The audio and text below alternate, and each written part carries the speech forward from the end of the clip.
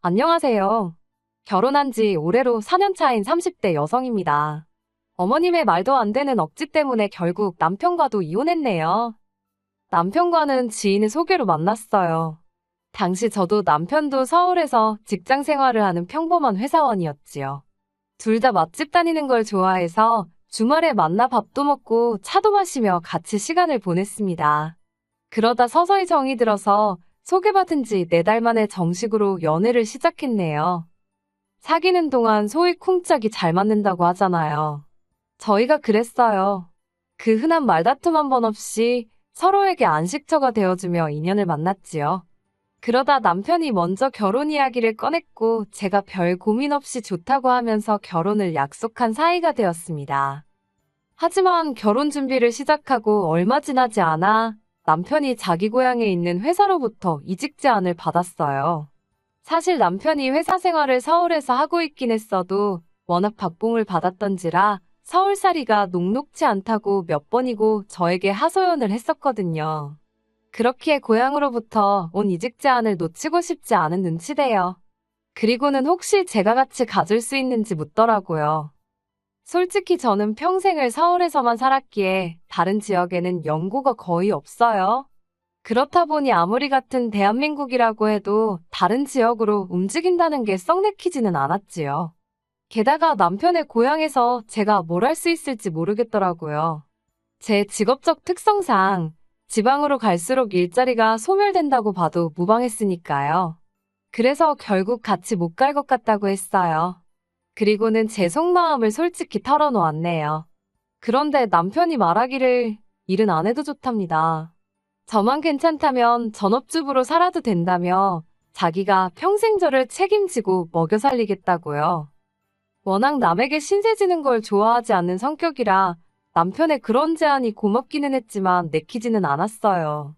사실 사람 마음이란 게 언제 어떻게 변할지 모르잖아요. 하지만 남편은 끝없이 저를 설득했고 결국 저는 남편의 고향으로 따라가기로 했습니다. 어찌나 매달리던지 한번 믿어보자 싶었던 거지요. 게다가 정말 운 좋게도 대학 선배의 도움으로 그 지역 안에서 일자리도 구하게 되었네요. 연봉도 서울 직장에 비교해도 크게 차이 나지 않았고요. 하지만 그렇게 남편의 고향으로 내려간 지 1년도 되지 않았을 무렵이었습니다. 남편이 이직한 회사 대표가 불미스러운 사건에 연루되면서 회사 급여가 밀리기 시작했다고요. 처음엔 남편이 급여를 제때 받지 못하고 있단 사실도 저는 몰랐어요. 저희는 남편이 경제권을 가지고 있었으니까요. 제가 그 사실을 알게 된 건 다른 사람도 아닌 어머님을 통해서였습니다. 남편은 약속이 있다며 주말 아침부터 외출을 한 상황이었는데 어머님한테 전화가 왔어요. 어머님이 지금 이게 다 무슨 상황이냐며 저더러 빨리 시댁으로 오라고 하시대요. 전화기 너머로 들려오는 어머님 목소리가 찬바람이 쌩쌩 부는 것처럼 어찌나 냉랭하던지 모르긴 몰라도 큰일이 터졌구나 싶어서 바로 시댁으로 향했습니다. 참고로 시댁과 저희 집은 걸어서 15분이면 도착할 수 있을 만큼 가까웠어요. 시댁으로 향하는 내내 남편에게 계속 전화를 했지만 어쩐 일인지 통받지 않더라고요. 그리고 그 이유를 알게 되는 데는 오래 걸리지 않았습니다. 어머님이 현관을 열어주셨는데 어머님 등 뒤로 아버님 앞에 무릎 꿇고 앉아있는 남편이 보였으니까요. 친구를 만나러 간다는 사람이 시댁에서 저러고 있으니 황당하기도 하고 한편으론 남편이 도대체 뭘 얼마나 잘못했길래 30도 넘은 아들을 저렇게 꿇어앉혀 두셨나 싶대요. 그런데 어머님이 저더러 너는 왜 그러고 있냐며 너도 빨리 남편 옆에 가서 꿇어앉으라는 겁니다. 그리고 곧이어 어머님께서는 남편이 어쩌다 카드값을 연체하게 된 거냐며 저를 추궁하셨습니다. 하지만 상황이 어떻게 돌아가는지 전혀 몰랐던 저는 어머님께 그게 무슨 말씀이시냐고 오히려 되물었지요. 그러자 어머님께서는 이것 보라고 여자가 돼서는 얼마나 살림에 관심이 없으면 자기 남편 카드값이 연체되는 것도 모르냐입니다. 제가 깜짝 놀라서 남편을 쳐다보곤 정말이냐고 물었어요. 그러자 남편이 말없이 고개만 끄덕거리더라고요. 그래서 어쩌다가 그랬냐니까 급여가 6개월째 미지급되고 있다고요. 제가 진작에 말하지 그랬냐고 남편에게 말하는데 앞에서 보고 계시던 어머님이 저더러 쇼 좀 그만하래요. 그러더니 이게 다 제가 살림을 해프게 해서 그런 거라나요. 그리고는 분수에 안 맞게 신혼여행을 하와이로 갈 때부터 알아봤답니다. 그 순간엔 솔직히 억울한 마음이 들더라고요. 저희는 따로 스튜디오 촬영을 안 하고 그 돈을 아껴서 하와이로 갔거든요. 그리고 신혼여행비는 제가 대부분 부담했어요. 그때만 하더라도 남편이 집을 해오는 줄 알고 있었으니까요. 말이 나와서 말이지만 집에 대해서도 정말 할 말이 많습니다. 저도 남편도 저희 부모님도 시댁에서 집을 해줄 거란 기대 같은 것도 없었고 크게 바라지도 않았어요. 그런데 상견례 자리에서 어머님이 먼저 당신이 집을 해주시겠다며 어찌나 생색을 내셨는지 모릅니다. 그리고 실제로 집을 해주시긴 했는데 집이라는 게 구축 빌라에 시댁에서 엎어지면 코다울거리일 줄 누가 생각이나 했겠어요? 그리고 그게 다가 아니었습니다. 어쨌든 어머님은 당신이 집을 해주셨으니 저희 쪽에서 예단이라던가 좀 제대로 해왔으면 좋겠다고 대놓고 요구를 하셨거든요. 그래서 혼수고 예단이고 이것저것 남한테 싫은 소리는 안 들을 만큼 했어요. 그런데 그 집에 대한 충격적인 사실을 알게 되었습니다. 어머님이 계속해서 이렇게 카드값이 연체된 게 저 때문이란 식으로 몰고 가니까 남편이 더는 안 되겠다 싶었는지 대뜸 큰 소리를 내더라고요. 왜 멋대로 집을 계약해서 일을 이렇게 크게 만드냐고요. 처음엔 옆에서 들으면서도 무슨 소리를 하는 건지 이해를 못했어요. 그런데 남편 하는 말이 저희가 사는 집이 남편 명의가 아니라는 거예요. 집은 어머님 명의로 되어 있었고 어머님이 계약금이랍시고 내주신 4천만 원을 제외한 모든 게 대출이라고요. 그리고 그 대출은 어이없게도 저희 남편이 갚고 있었답니다. 어머님이 월세 대신 낸다 생각하고 갚으라고 했다나요? 황당해서 어머님 아버님이 계신 것도 잠시 잊은 채 저도 모르게 한숨을 내쉬었습니다. 그러자 어머님이 어디 어른 앞에서 그따위로 행동을 하느냐고 하시길래 어머님이 저라면 지금 화가 안 나겠냐고 물었어요. 그리고는 남편한테 일어나라고 했습니다. 막말로 어머님 아버님이 카드 빚을 갚아주실 것도 아닌데 왜 여기 와서 아쉬운 소리를 하고 욕을 먹고 있느냐고요. 집으로 돌아오자마자 남편한테 지금 상황이 어떻게 돌아가고 있는 거냐고 따져 물었어요. 제대로 다 털어놓으라고요. 그러자 남편이 미안하단 말과 함께 이것저것 하나씩 끄집어내며 이야기를 하대요. 여담이지만 물론 당연히 결혼 전에도 각자의 재정 상태에 대해서 몇 번이고 이야기를 나눴습니다. 하지만 그때는 저에게 잘 보이고 싶은 마음에 여기저기 조금씩 뻥튀기를 했었다네요. 모아둔 돈이 5천만 원 있다고 하지 않았냐, 그건 다 어디 있냐고 물으니 그건 차를 사면서 다 써버렸답니다. 저한테는 리스라고 했던 차였어요. 그런 남편을 보고 있자니 한숨만 나오고 원망스러웠지만 꼼꼼하지 못했던 저를 탓할 수밖에 없었지요. 결국 남편과 상의 끝에 일단은 집부터 이사를 하고 자동차는 팔기로 했어요. 애시당초 남편 명의도 아닌 빌라인데 저희 부부가 갚을 필요가 없었으니까요.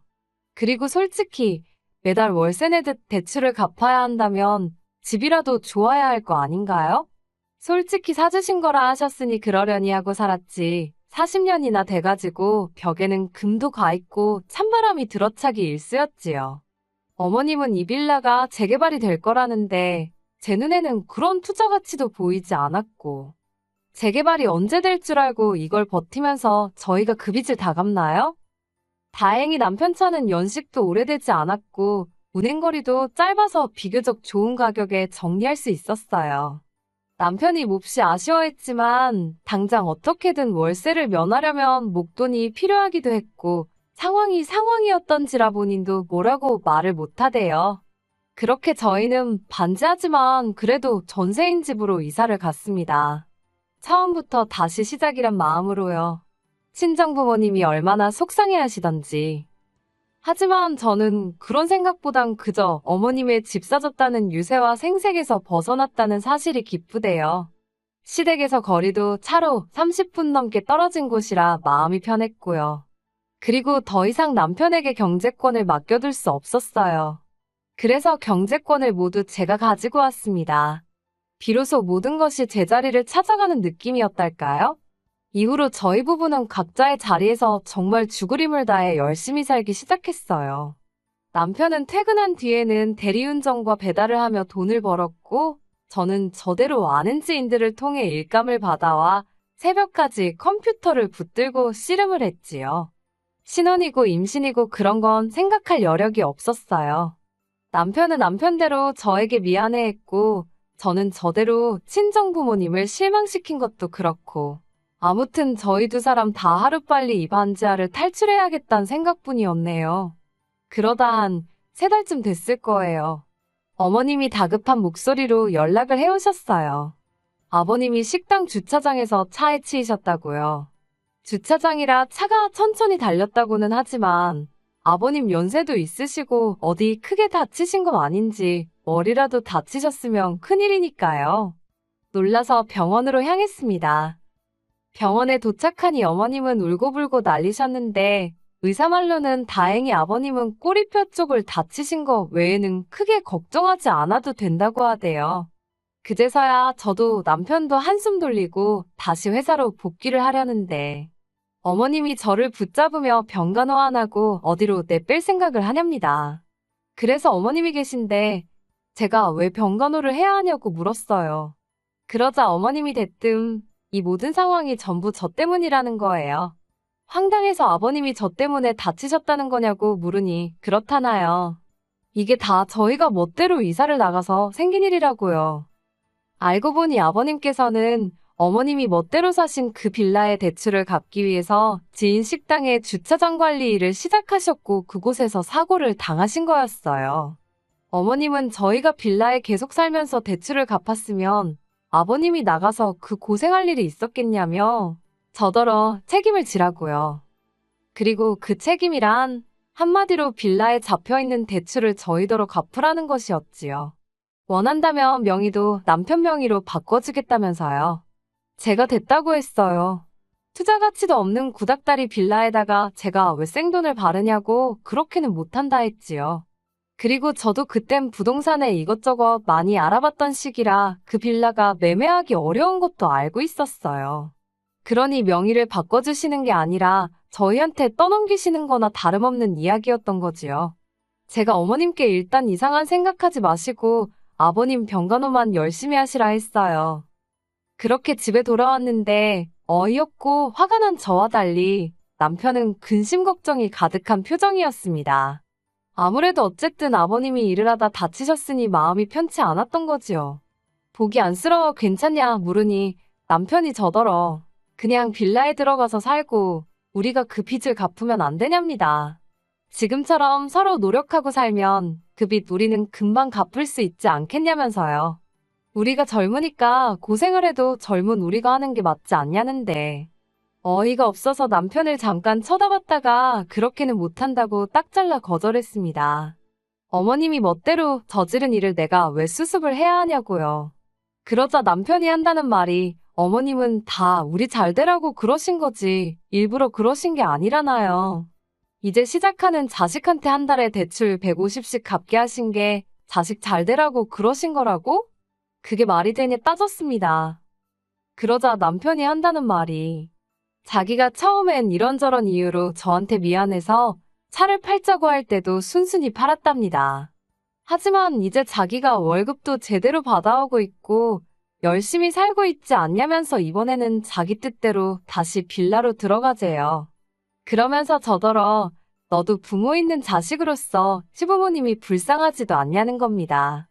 저 나이에 대출 갚겠다고 일하다 사고가 났는데 미안하지도 않냐고요. 어이가 없었지요. 막말로 그 대출 저 때문에 받으신 거 아니잖아요? 돈 1,000원도 저 때문이 아닌데 제가 왜 미안해하고 불쌍해해야 하나요? 안타까운 마음은 있지만 그렇다고 제가 대신 갚을 대출은 아닌 거지요. 남편에게 진심이냐니까 진심이랍니다. 제가 싫다면 자기라도 혼자 그 빌라에 들어가서 살면서 대출 갚고 하겠대요. 그래서 그러라 했습니다. 그렇게 따로 살자고요. 당신은 빌라 들어가서 당신이 번 돈으로 대출 갚고 뭐라던 알아서 하라고.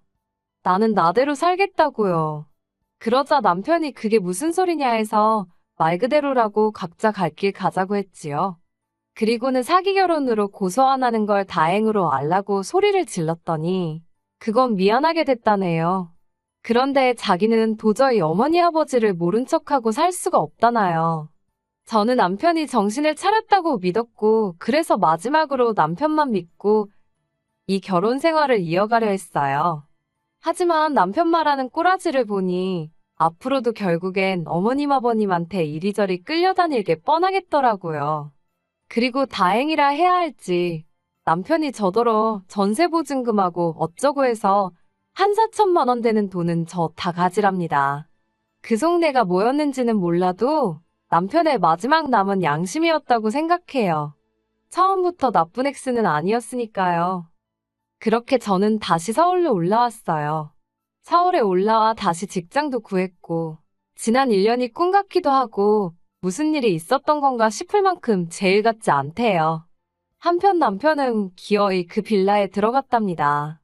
그리고 어이없게도 제가 서울에 올라와 직장을 구하던 시기에 남편 회사는 결국 문을 닫았더군요. 남편이 술에 취해 전화를 해와서는 저랑 살 때가 그래도 좋았다며 그때 자기가 눈에 뭐가 씌었었나 보다고 미안하다 하는데 그냥 대출 잘 갚고 잘 살라고 한마디 해주고 말았습니다. 그래도 아버님이 다치고서 남편의 속내를 볼 수 있었으니 다행이에요. 그렇지 않았으면 결국 의미 없는 결혼 생활만 더 길어졌을 테니까요. 저는 제가 한 결정에 요만큼도 후회는 없습니다.